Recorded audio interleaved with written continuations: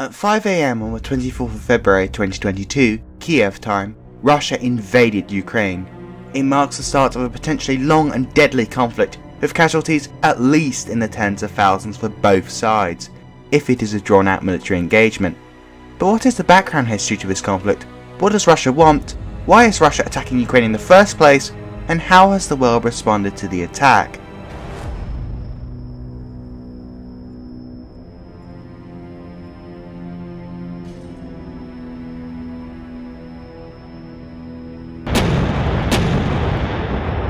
To understand these questions, we need to first look at Ukraine itself. You see, Ukraine is, besides Russia, the largest country in all of Europe.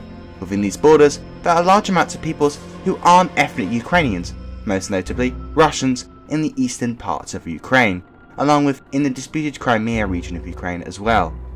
A linguistic map helps to also give us a sense of just how divided Ukraine is. You can quite clearly see this as well if you look at political maps. You'll also see a similar divide there as well. Ukraine has almost always in history acted as a borderland between different empires. Its name in Old Slavic translates to this, so it makes sense considering the rivers and mountains within the borders of the modern day nation. Both Ukraine and Russia largely trace their heritage back to the city of Kiev. Throughout their old history, both fought each other constantly, only really uniting to fight the Mongol Empire, even though they both lost. Eventually, Ukraine would be carved up by different empires, including Russia, which under Emperor Catherine the Great helped Russify the area. However, Ukrainians didn't like being part of other empires, including the Russian one, and so wouldn't it be nice if this Russian empire that occupied most of Ukraine would just descend into chaos and civil war? And soon, that's exactly what would happen. During World War I, the Russian army was getting badly mauled by the Germans, and so the Emperor, Nicholas II, would personally take command of the Russian Imperial Army. And while this helped him short term, as the people now know the Emperor was personally leading the Russian army, this meant that after suffering some severe defeats, he would be blamed. And with food shortages and people being told that maybe you shouldn't eat for a few days, it's no surprise that Russia soon spiraled out of control as civil war ravaged the exhausted empire. After a revolution, the Tsar was overthrown and replaced with a weak Russian government, before being overthrown by Russian communists led by Vladimir Lenin. Seeing the constant chaos, Ukraine decided to go its own way with Germany's backing. However, after Germany was defeated in World War I, Germany was forced to withdraw, and so the many different Ukrainian factions with different ideologies began to beat each other up, along with Poland thrown in there as well. The Soviet Russians didn't have to wait long before rolling into Ukraine, finishing off the last bits of opposition.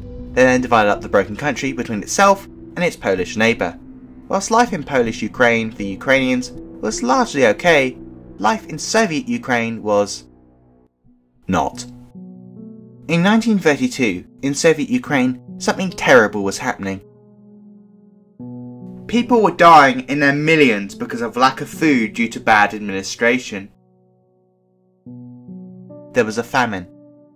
The Holodomor, as it became known, occurred from 1932 to 1933, where millions of mainly Ukrainians horrifically starved to death in the bitter winter.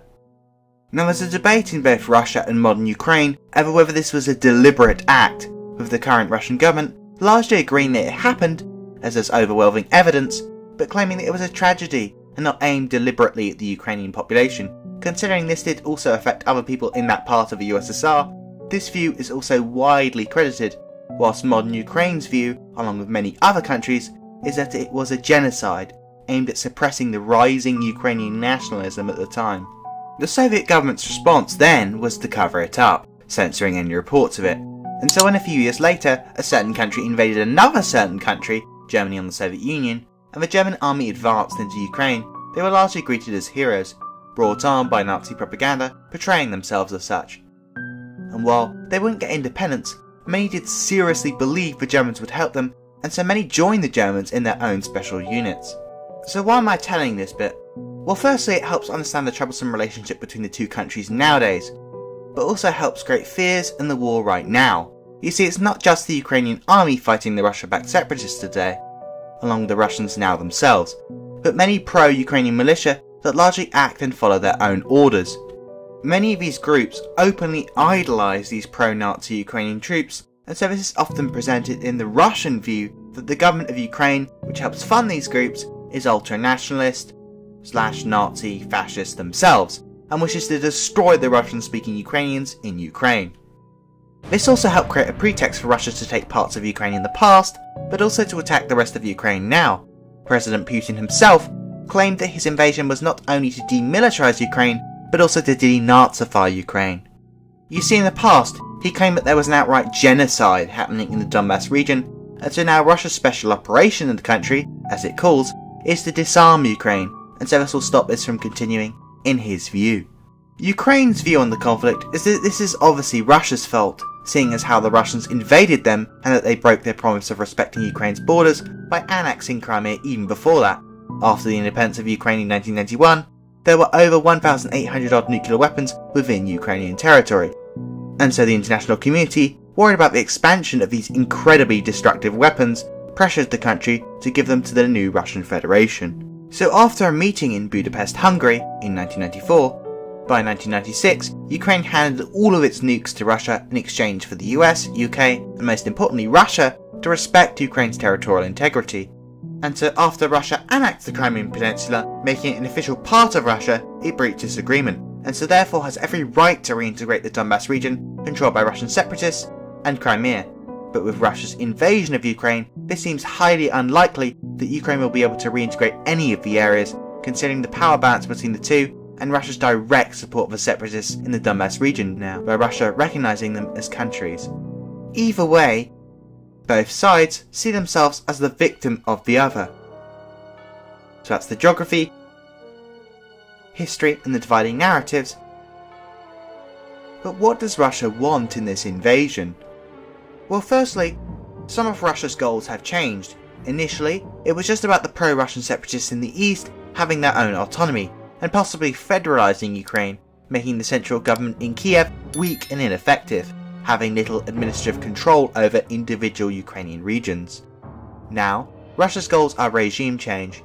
In fact, at the United Nations, on the first day of the invasion, Russia's representative at the UN stated that we aren't being aggressive against the Ukrainian people, but against the junta that is in power in Kiev. Thus making its objective clear. It wants to install a new government in Ukraine that is friendly to Russia and its interests, because before, if it hadn't of invaded Ukraine and Russia got what it wanted before, it most likely have only indirectly controlled the eastern two regions of Ukraine, giving it a relatively small buffer that would give it some minor sense of security. The only problem is that other regions would shift west, and so with this invasion, if it manages to defeat the Ukrainian military, it can install its own central government in Kiev. This would mean that it would directly be able to control all of Ukraine and not just the most eastern parts of Ukraine, giving it much more of a buffer.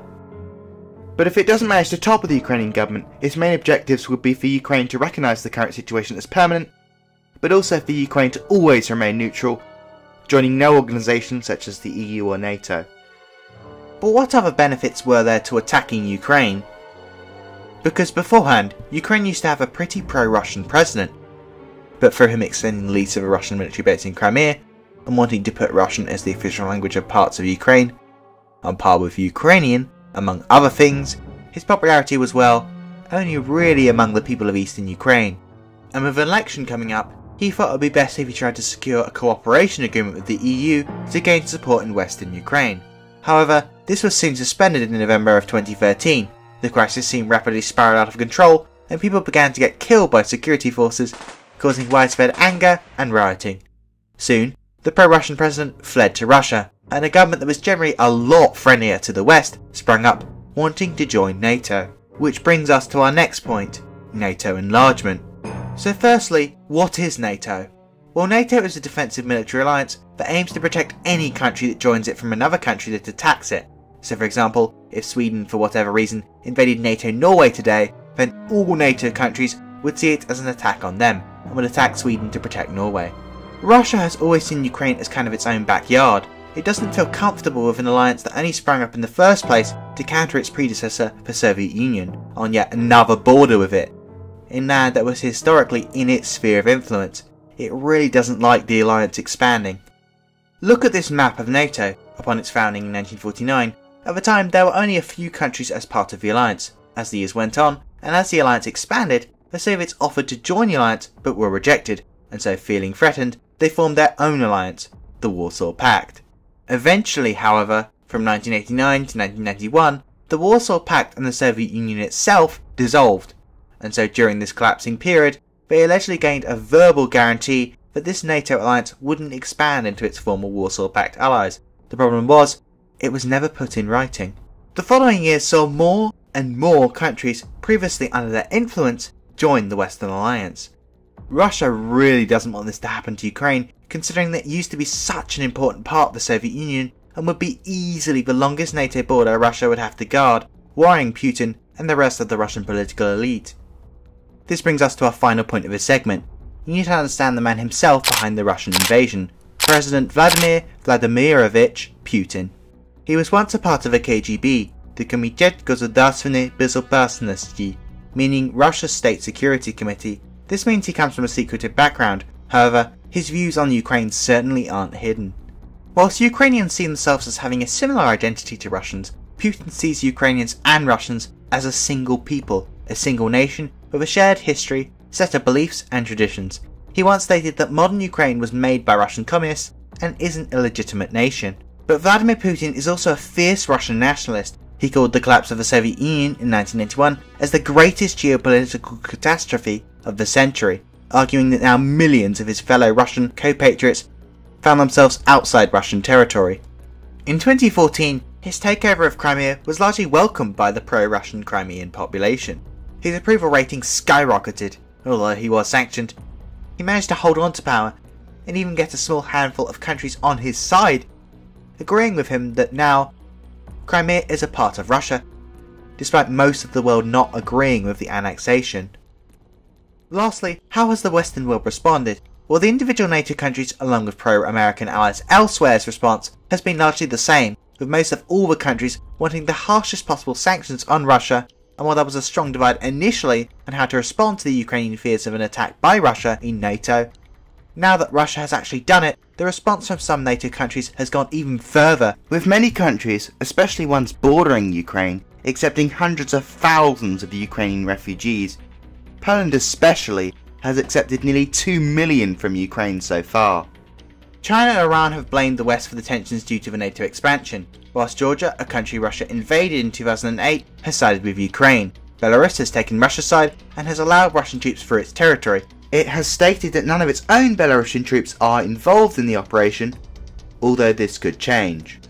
South American and Caribbean nations have largely been mainly silent, with most notably Cuba and Venezuela for Moscow. Finally, Africa has largely remained silent, although South Africa and Kenya surprisingly have denounced the Russian invasion.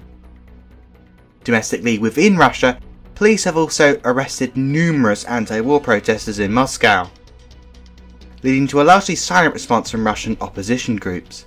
With a mixed world response, a war that Putin seems to really want to continue to pursue, it's now not just the citizens of eastern Ukraine that will sadly suffer now, rather all of Ukraine will. Although Russia has stated that it isn't targeting innocent Ukrainian civilians in what it calls this special operation, either way, this has displaced far more people than the fighting just in the Donbass region. Let's hope that the conflict can be resolved quickly and that both sides reach an acceptable agreement that will at least try to resolve their ever-growing differences so that Ukraine can finally experience full peace throughout the whole country for the first time in nearly a decade. Please subscribe, it really helps when you do that, and click the notification bell so you get notified when I upload next. If you have any further suggestions I should cover, please do leave them down in the comments below. But for now, as always, thanks for watching this video.